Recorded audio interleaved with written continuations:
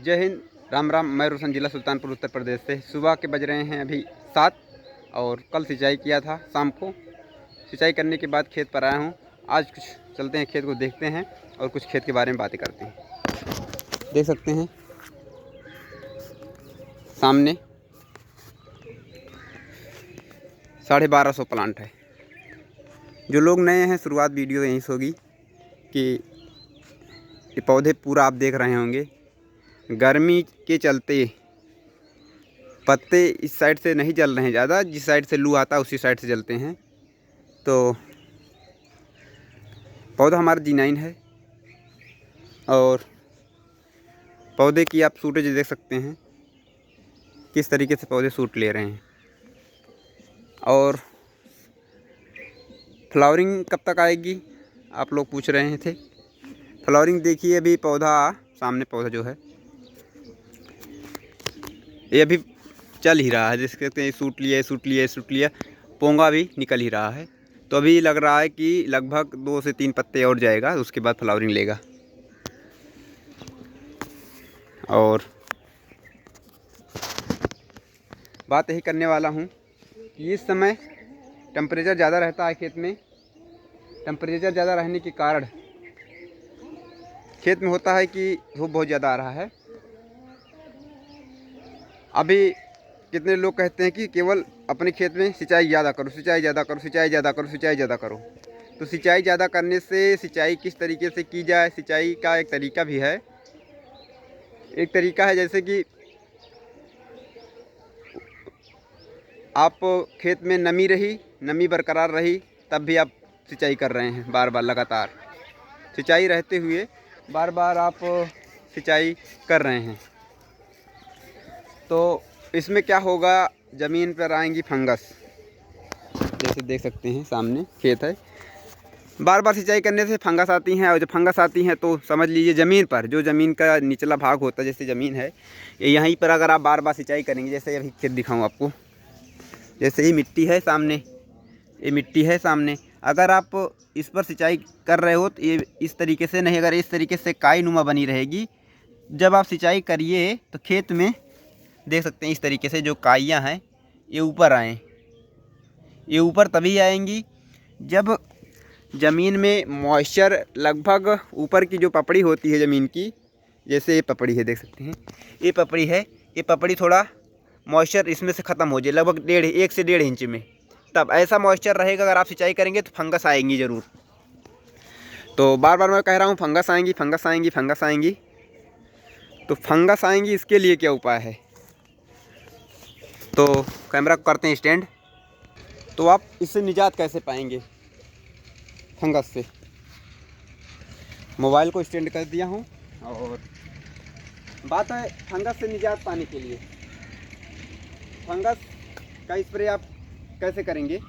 जैसे खेत में नमी ना हो, एकदम नमी ना हो अपने खेत में। जैसे अभी आप पौधा देख रहे हैं, सभी पौधे एक तरीके से, इनको जो ट्रीट चाहिए वही ट्रीट मिलता है, जब चाहिए तब मिलता है।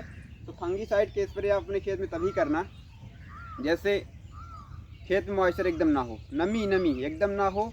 जब नमी नहीं रहेगा खेत में तो होगा क्या, जो फंगस रहेंगी, फंगस वो पौधा हमारा, जो मॉइस्चर रहेगा, नमी रहेगा, वो पौधा लेगा, अपटेक करेगा पौधा नमी को अपटेक मतलब खींचेगा नीचे से।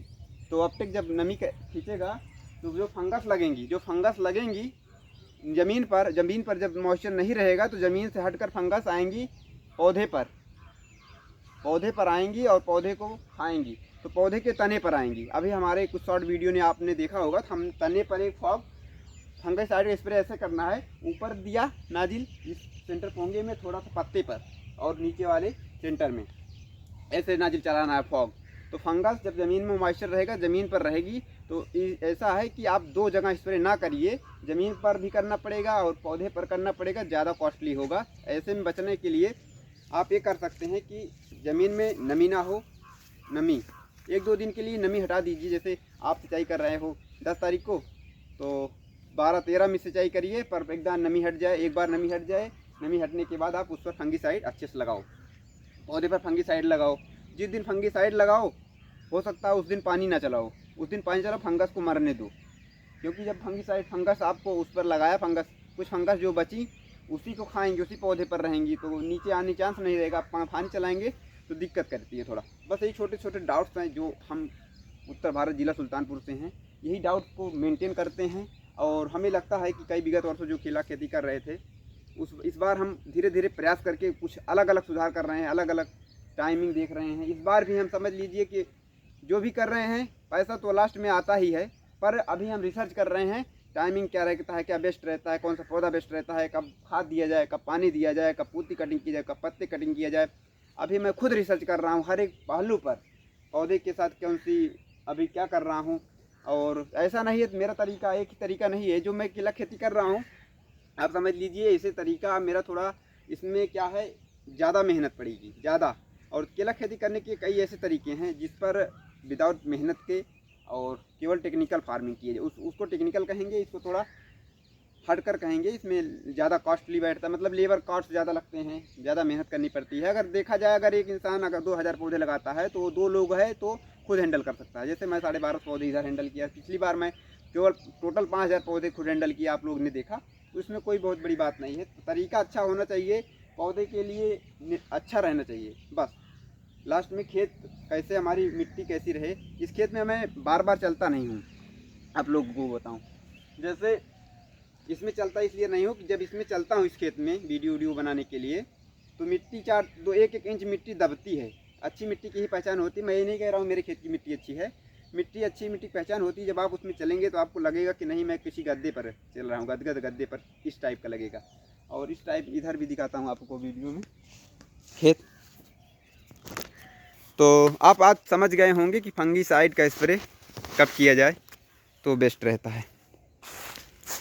ये देखिए सामने, अब यही मैं हर वीडियो में बोल रहा हूँ कि ये कब बंच लेगा और बंच कब लेगा, कैसे लेगा, यही रहेगा इंतज़ार। और इंतज़ार रहेगा, सामने देख सकते हैं इधर, और पौधे आपको दिख ही रहे होंगे। ट्रीटमेंट ही ऐसा किया हूँ, जैसे अभी आप इस नीचे देख सकते हैं, ट्रीटमेंट ही इसका ऐसा हो रहा है कि जब इसको पानी की आवश्यकता है पानी दे रहा हूँ।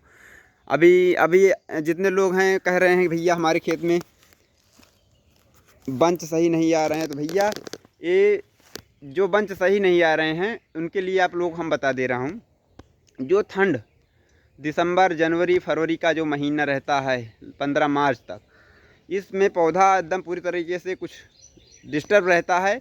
तो उस समय डिसमैनेजमेंट किसान करते हैं कि छोड़िए ठंडी है तो मैं भी थोड़ा तापता हूँ, ये करता हूँ वो करता हूँ, उसी में किसान डिस्टर्बेंस रहता है तो न्यूट्रिशन की पूर्ति नहीं कर पाता है। तो पौधा इस समय अपना साइकिल पूर्ण कर लेता है इतनी टाइम में, अप्रैल तक। तो अप्रैल में अगर आप डिसमैनेजमेंट उस समय किए हो तो पौधा बंच लेता है। तो बंच लेगा जब पौधा, तो होगा क्या, पौधा अपना बंच तो निकाल देगा, लेकिन उसको जो उसमें फलियां लगती हैं उसके न्यूट्रिशन के लिए उसके पास भरपूर मात्रा में न्यूट्रिएंट नहीं रहेगा, पौधे के एब्जॉर्ब नहीं कर पाएगा, खेत में नहीं रहेगा, उस समय एब्जॉर्ब भी नहीं कर पाता, उस पौधा घायल रहता है ना, क्योंकि बंच निकलता है तो पौधा अपने आप में एक उस समय नहीं कर पाता है। तो उस समय क्या होता है, इस समय हम अपने भारत में, पूरे भारत के लोगों का यही है कि जो लोग खेती कर रहे हैं, अगर वो फंगस का स्प्रे कर दें, जैसे फंगस जब लगती है तो पौधे में वो बनता नहीं है, जैसे छीमियाँ साइज नहीं बनती हैं, एकदम नहीं बनता, 1-2 पंजे निकलते हैं केवल, जो मैं खुद प्रैक्टिकल किया हूँ, पिछली बार देखा भी हूँ अपने खेत में। 1-2 पौधे में बंच बनते नहीं हैं, जो पंजे बनते ही नहीं हैं केले के, वही रहते हैं। तो आप लोग यही करिएगा कि टाइमिंग अपने के यहाँ क्या बेस्ट रहता है। टाइमिंग के बारे में एक बार फिर से बता दे रहा हूँ, टाइमिंग रहता है 25 से 30 जुलाई के बीच में, इसीलिए मैं इस खेत को 28 जुलाई 2023 में प्लांटेशन किया था।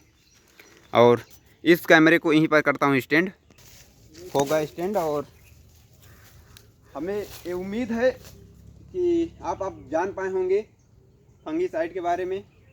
फंगीसाइड का स्प्रे इससे होता है, नहीं तो दिक्कत करता है खेत में, फंगस बहुत दिक्कत करती है। इसी मंथ में अगर आप फंगस का कंट्रोल कर ले गए, अप्रैल मंथ में कंट्रोल किए, 15 जून से बंच आना स्टार्ट हुआ और जून लास्ट तक लगभग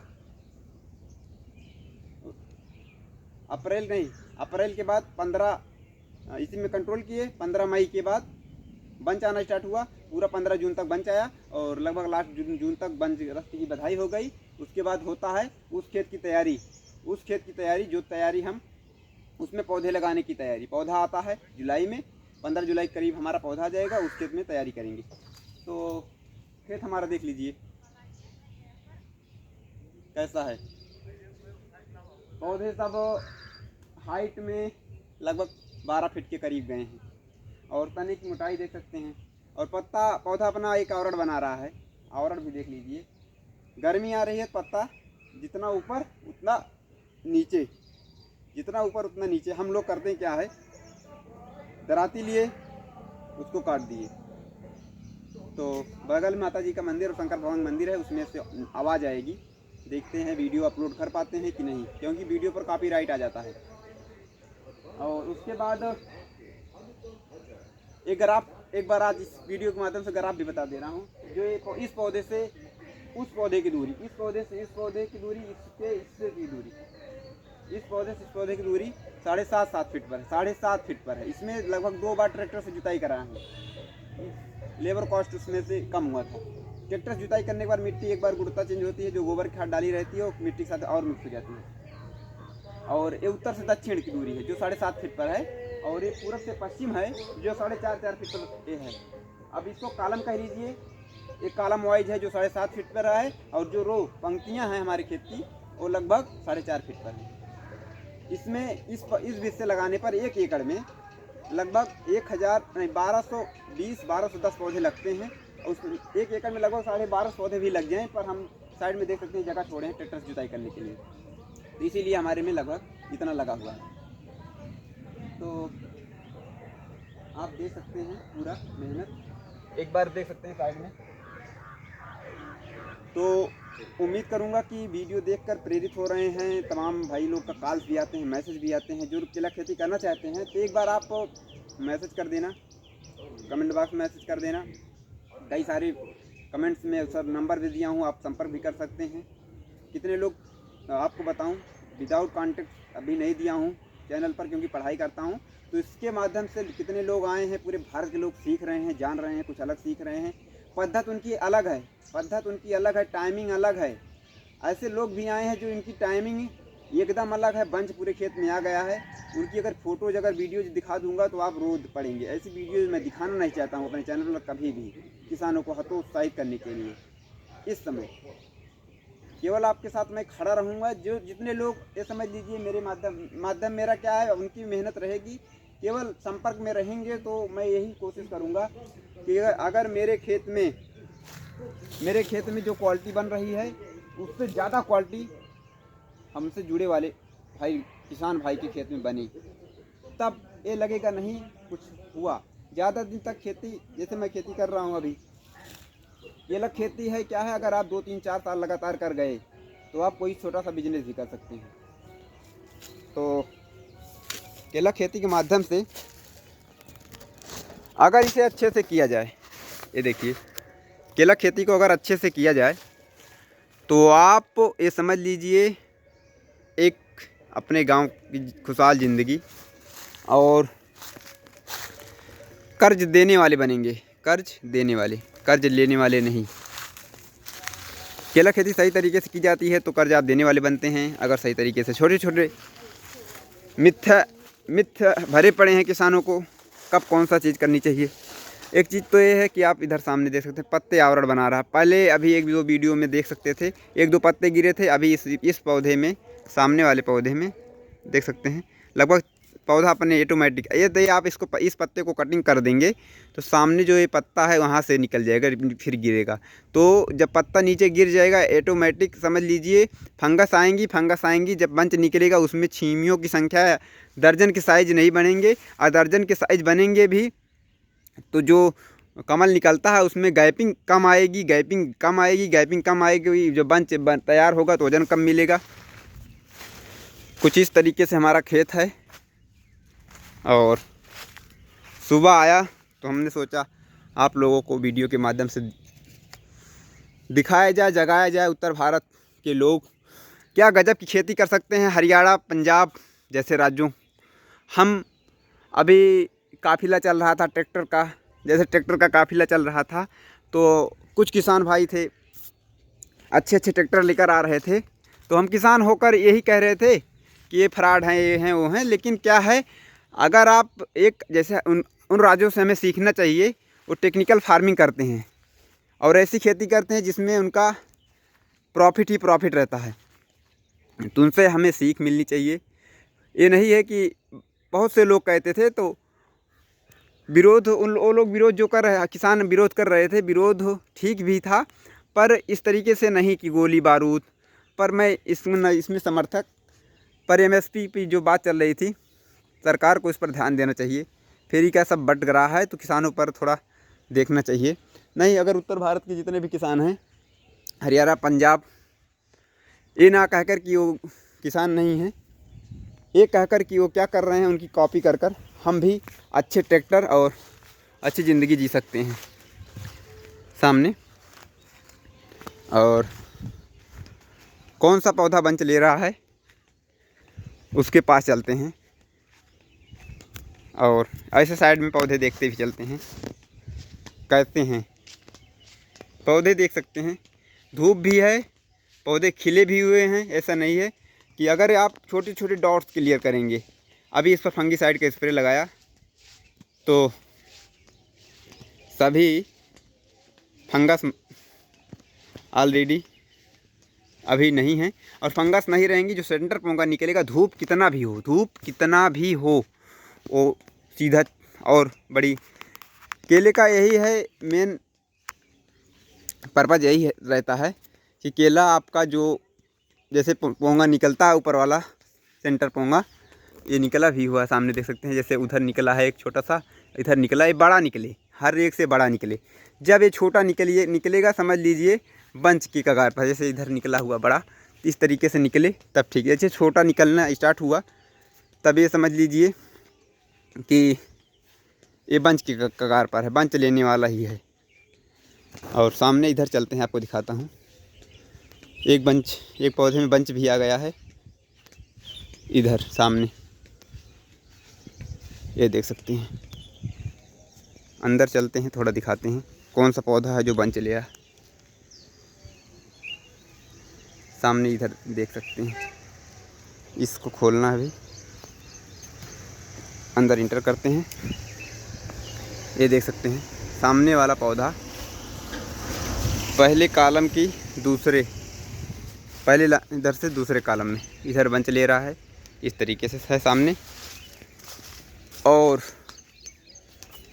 कैसा रहेगा, इधर से देख सकते हैं, सामने स्कूल है प्राइमरी, और इधर से ही लू चलता है।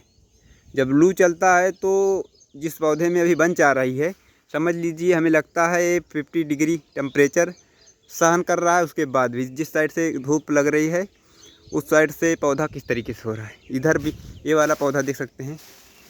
बार बार यही दिखाने का मकसद है कैसा खेती कैसी रहती है। अगर आप इसमें कुछ अलग करना चाहते हैं तो आर्टिफिशियली बारिश करा सकते हैं, मतलब टंकी से भरकर पानी शाम को लगा सकते हैं, इस पर स्प्रे कर सकते हैं स्प्रे गन से कुछ पौधे पर, साइड जिस तरफ से लू चले, ज़्यादा नहीं, जिस तरफ से लू चले आप उस तरफ से बारिश करा सकते हैं पौधे पर टंकी से स्प्रे गन से। शाम को उधर से ही केवल एक साइड से लू चलता है। अगर हम इस साइड से नेपियर ग्रास लगाए होते इसी खाई पर, तो ऐसा दिक्कत नहीं होता। पर जो बंच आ रहा है इस तरीके से आ रहा है।